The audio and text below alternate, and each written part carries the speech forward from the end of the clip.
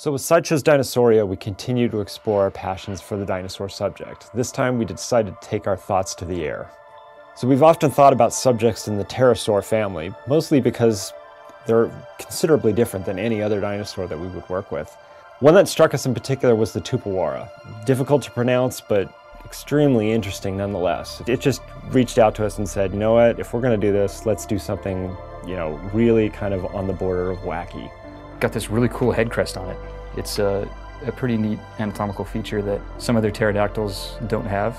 And we got a really cool opportunity to do this great paint job showing kind of like a display for mating purposes, but also could have served as a rudder as it's flying. Could turn its head slightly to the left or right, get a better turn and a bank in. Had a 17-foot long wingspan, so it was pretty big flying through the air. Its wings at the tips are actually little hands, kind of like a bat. It had one long finger, what would be the pinky finger, and that's where the membrane would grow. It could actually still walk though with its other 3 fingers as it would maneuver around the rocks, get a better place to perch or fly off.